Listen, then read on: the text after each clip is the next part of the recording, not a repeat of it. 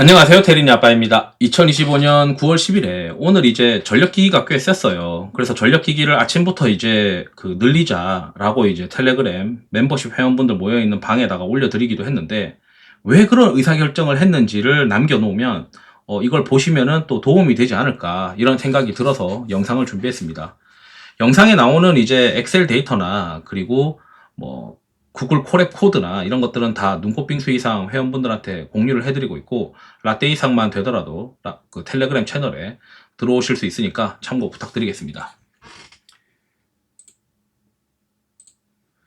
우선에는 저는 뭘 계속 보고 있었냐면, 제가 이제 이 구글 콜앱 코드로 돌리는 이 섹터 주도주들을 볼 때, 업종을 대표하고 있는 ETF를 기준으로 AI 전력 설비가 평균적으로 RS가 70 이상을 계속 유지하고 있었어요. 그러니까 이제 이거는 주도주군이다. 주도주군인데, 일별 단위로 이제 변동성 조정 모멘텀도 보더라도 AI 핵심 전력 설비는 상위 한 10등 안에 계속 머물러 있었습니다. 그러면은 전력기기 쪽에 이제 관심을 계속 가지고는 있어야 되는데, 특히 이제 저는 수급이 비어져 있는지 안 비어져 있는지를 좀 보거든요. 그래서 지금 대표적인 종목들이 현대일렉이 있고, 그 다음에 HD 현대일렉이 있고, HD 현대일렉이 수급이 비어져 있고, 그다음에 효성중공업도 수급이 비어져 있다는 것을 이미 체크는 하고 있었어요. 그럼 이쪽으로 늘릴 거냐? 어제 같은 경우는 이제 증권이랑 반도체가 됐으니까 그쪽으로 더 늘릴 거나 이런 고민을 이제 해야 되는데, 이제 아침에 이제 항상 텔레그램 채널에도 그렇고 올려드리는 게 미국 시장이 어떻게 흘러가는지를 올려드립니다.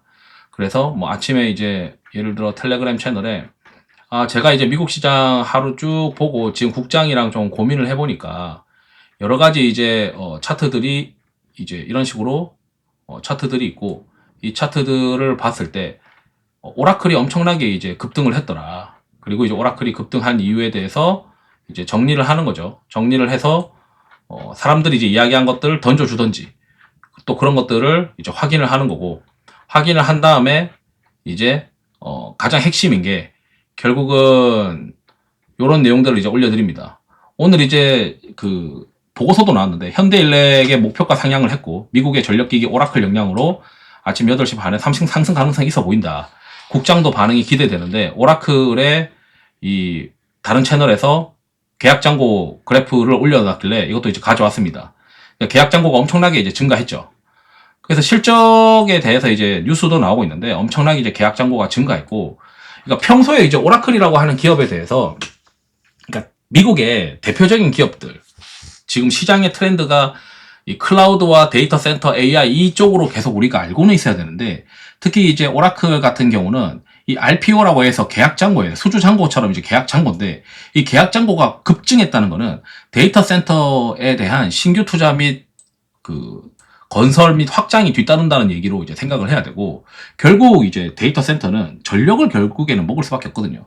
그러니까 전력에 대한 이 수요가 계속 창출될 수밖에 없으니까, 이걸 계속 생각해야 되는구나. 이거 평소에 생각했었어야 돼요. 왜냐하면 전력기기가 그동안 주도주로서의 역할을 계속 했었기 때문에, 왜 전력기기가 계속 이제 시장에서 각광을 받는지를 알고 있었다면, 그리고 오라클의 실적 발표가 엄청 중요하다는 거를 알고 있었어야 되거든요. 그러니까 우리가 이제 뭐 다양한 뉴스들을 보잖아요. 뭐 이번에 뭐 시장 진출을 한다는 등, 뭐 실적이 좋다는 등. 그런데 가장 이제 글로벌로 이제 파괴력이 좋은 뉴스는, 글로벌의 중요한 기업이 실적 발표를 했을 때 그 실적 발표가 국내에 영향을 주느냐를 항상 따져봐야 되고, 그래서 이제 오라클이 중요하다. 수급도 비워져 있고 오라클도 중요하고 상대 강도가 굉장히 센 섹터라는 거를 평소에 알고 있었는데, 결국 이제 오라클이 실적이 나오면서 좋은 뉴스를 냈죠.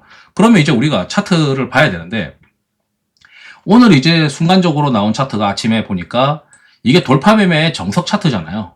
정석으로 이제 현대일렉트릭이 이제 터지기 시작했던 거죠. 상승하고 횡보하고, 그리고 그 상승을 강하게 뚫어내면서 신고가를 만들어야 돼요.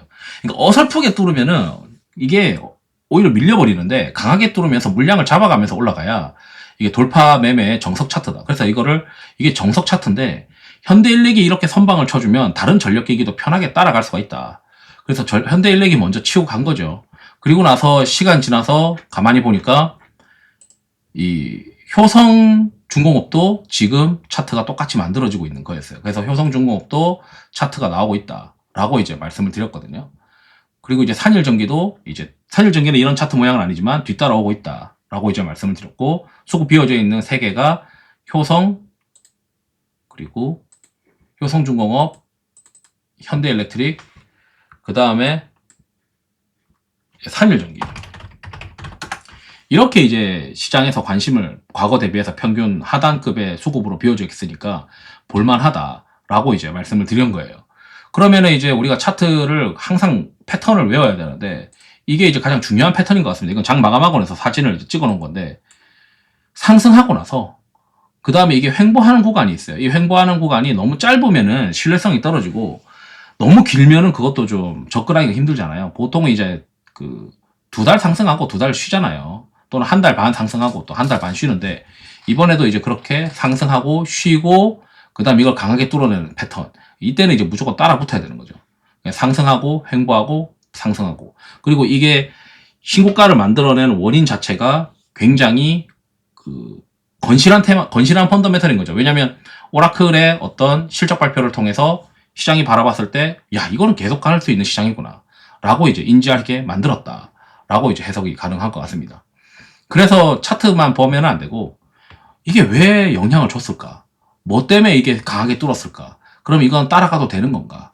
요거를 이제 빨리빨리 판단을 해야 되는 거다. 그래서 항상 이제 큰 트렌드는 미국에서 만들기 때문에 아침마다 부지런히 미국도 체크해야 되고, 미국 체크하고 나서는 그게 국내 시장에 어떻게 영향을 줄 수 있는지를 고민을 해봐야 되고, 거기서 이제 이걸 또 하려면은 이 시장의 그 비즈니스 모델, 그리고 전방 시장이 이제 그 데이터 센터가 커져야 좋다, AI 시장이 커져야 좋다라는 그런 기본적인 것도 다 이미 어느 정도 깔고 있어야, 그리고 그래야 오라클 실적에다가 전력기기 주가가 움직이면은 손이 나가는 거예요. 근데 평소에 이제 그쪽으로 아무 공부 안 돼 있고, 오라클 실적 좋은 건데 뭐 이렇게 그 연결고리, 사고의 연결고리가 차단되어 버리면 이 차트를 보더라도 손이 안 나가는 가능성이 높아요. 그래서 이제 평소에 우리는 뭘 해야 되냐면, 이런 식으로 주도 업종, 특히 이제 RS가 70 이상인 주도 업종의 경우에는 이 업종들을 움직이는 트리거들이 있습니다. 그 트리거들을 계속 봐야 되고, 그 트리거들과 함께 차트를 봐야 되는 거죠.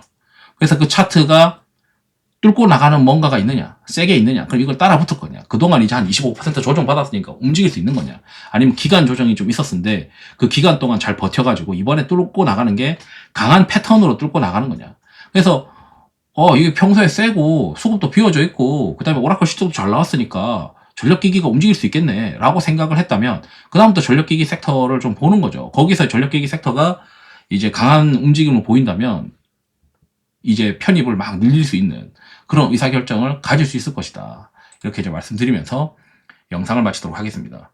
투자에 도움 되시길 바랍니다. 감사합니다.